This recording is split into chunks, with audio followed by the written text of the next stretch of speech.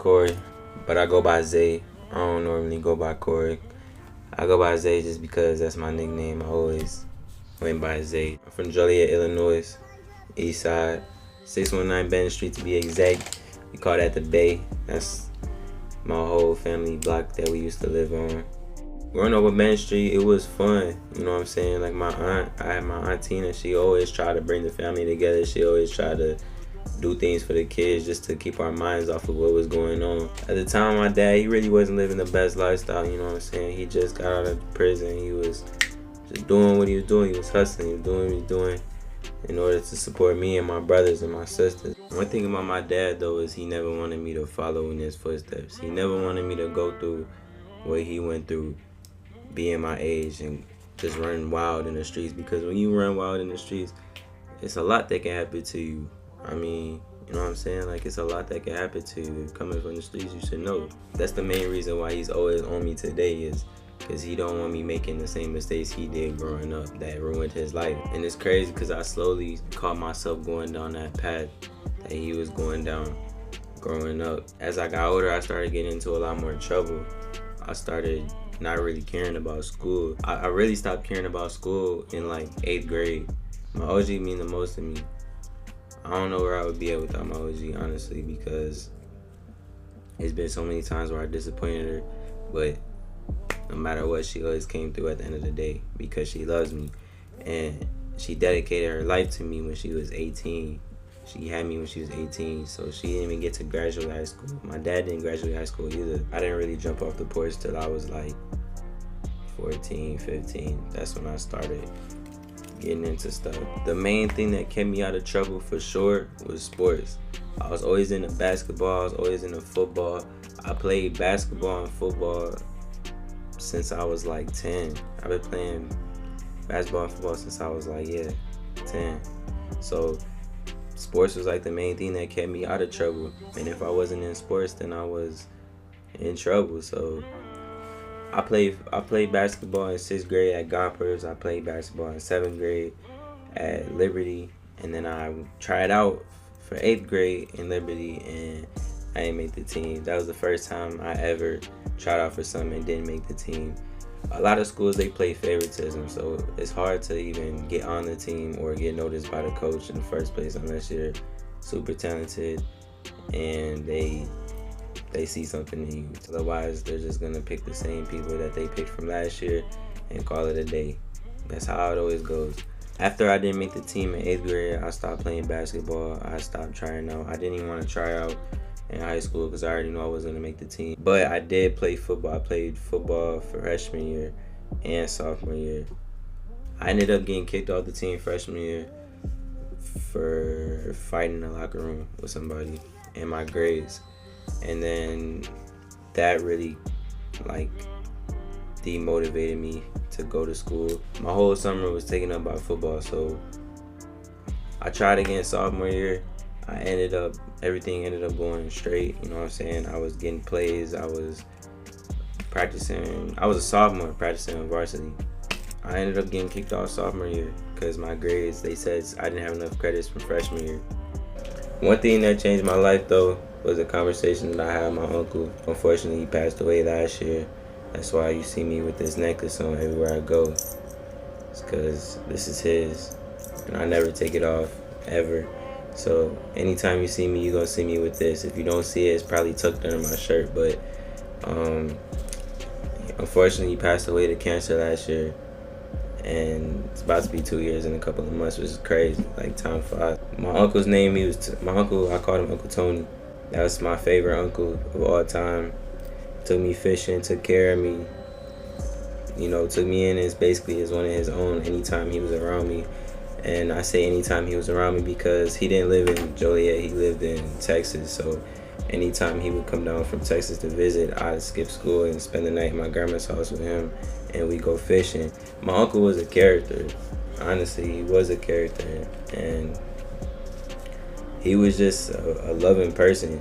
He never made enemies with anybody. He always had friends. You know what I'm saying? Like, he always was a positive person. I'll never forget the day that they told me that he wasn't gonna make it.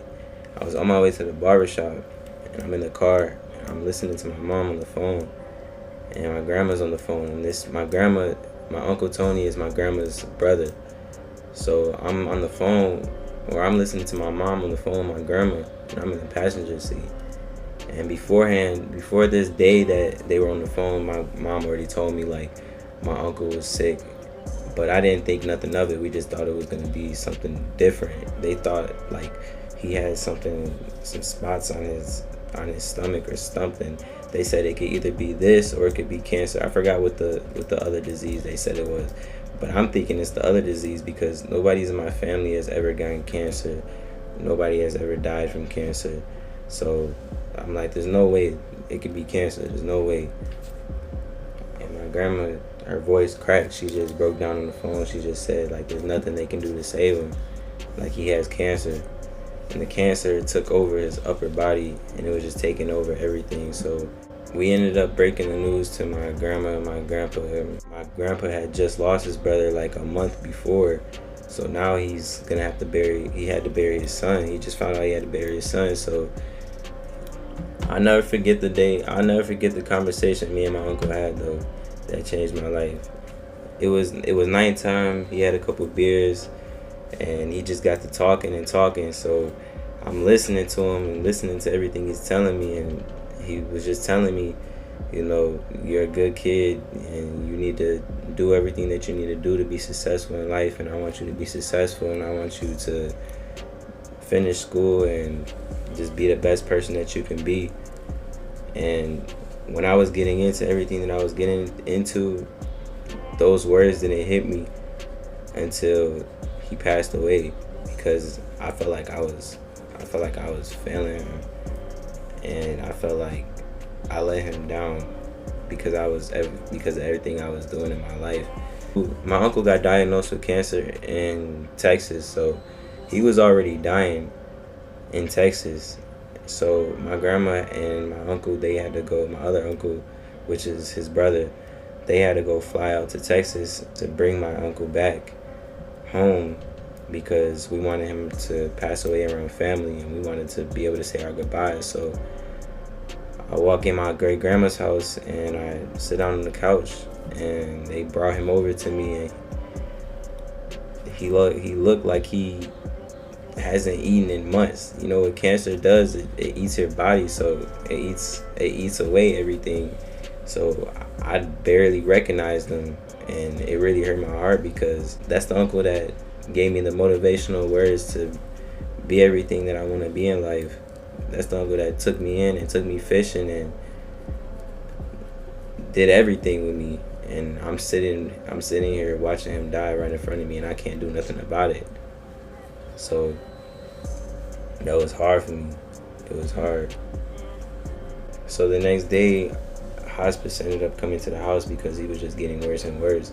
So and we knew he was gonna pass away sooner or later. So hospice ended up coming to the house, and I walk in the house, and they got him put on a stretcher. They put him on a stretcher because he couldn't walk. Like, that's how weak he was, because like I said before, cancer, it eats your body. So he didn't really have like the strength to walk. So they had him on a stretcher, and they're bringing him past me, and I stopped the stretcher. I told him, like, you know, thank you for everything that you've done for me, and I appreciate you, and I love you, and you will always be my favorite uncle, and no other person has done what you have done for me. And that was the last thing I told him. He passed away like 2 hours later. So after football, I just had to put my mind towards other things and started thinking what I'm gonna do after high school. Because once you make it to your junior year and senior year, you need to start thinking about what you're gonna do in life, because it's real life after you get out of high school. You gotta have a plan. You gotta have yourself situated on what you want to do. So that's basically what I was doing, and I did that through YouTube. I just focused on my YouTube channel, and I actually started YouTube a long time ago. I started YouTube back when I was like 10 years old, back when I was playing football. So I was playing football, playing video games. Back then, I was making like trick shotting videos. Not a lot of people know what trick shotting videos are nowadays. Everything is about Fortnite, but back then I make like trick shotting videos of me just doing trick shots and stuff like that, because that was the big thing back then. So that's how I started YouTube, and it kind of just all progressed onto me as the years went on. So that's how I'm so good at editing and designing and doing the stuff that I do, because I've been doing this since I was 10 years old, and it kind of just grew on to me. So my dad only been doing YouTube for like a year now, but we got our big break when he sold CJ So Cool the car, because that's what opened the doors to a lot of other opportunities. CJ So Cool flew down here from Vegas to buy my dad's car. He really wanted the car, so he ended up flying down here and buying the car with cash and spending the whole day with us. We got a whole vlog on YouTube, the whole day that we spent. That's the tank over there. This is the GOAT right here, man. Hey, what's up? Young CJ, bro. I have to.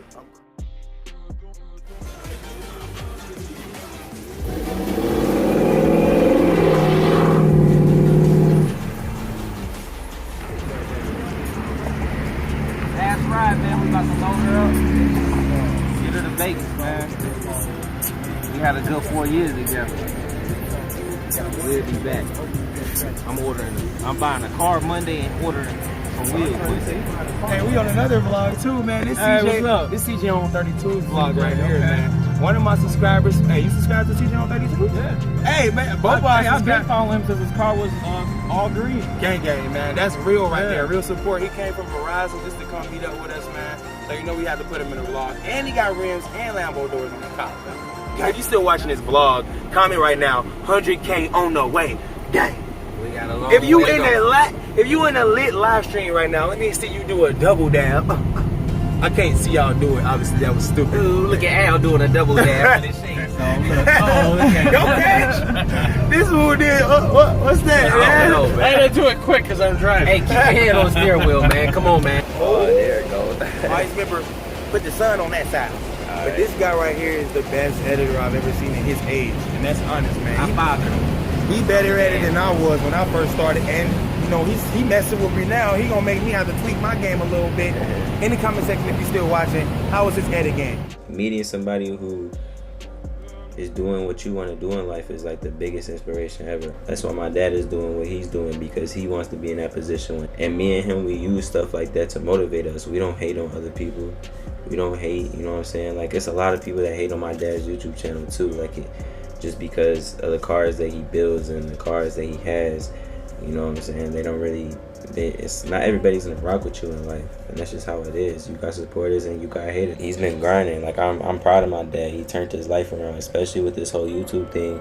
When my dad started YouTube, it was crazy because like I never pictured my dad doing YouTube videos, because I was always the one that was doing YouTube videos, and I was the one who thought I was gonna be the biggest YouTuber in the house and be rich and take care of my family and stuff like that. But God works in crazy ways, man, because here me and my dad are both YouTubers. He takes it more serious than me because he has a bigger following right now, but I'm gonna catch up to him in a couple of months. I'm gonna catch up to him. He actually hit 100,000 subscribers, which if you hit 100,000 subscribers on YouTube, they send you a plaque in the mail. I have a plaque right here. I'm going to show you guys. This is from YouTube itself. See the box? YouTube itself. I don't have the plaque in the box, but I just wanted to show you guys, like, YouTube sent it. I don't know. It's just a big accomplishment because, like, I've always wanted to do this since I was a kid. I never wanted to work a regular job. I never wanted to work for anybody. Like, I want to be my own boss. I want to have my own business. I want to have my own stuff. I don't want to have to work a 9-to-5 job or go to college just to work at a desk for the rest of my life. That's not what I want to do. I want to make videos and live my life and do what I want to do in life and get paid for it. And it's possible through YouTube, and this is just one of the accomplishments. This is one of many accomplishments. I know I'm gonna have my own plaque one day. I'm gonna have my own plaque one day, but this plaque right here, like, it's crazy to even hold this plaque because everything that I wanted to do since a kid is like, this is an accomplishment right here, a little bit bigger. The plaques used to be different than this, but they changed it up over the years. But as you can see, it says, congratulations, CJ on 32 is passing 100,000 subscribers.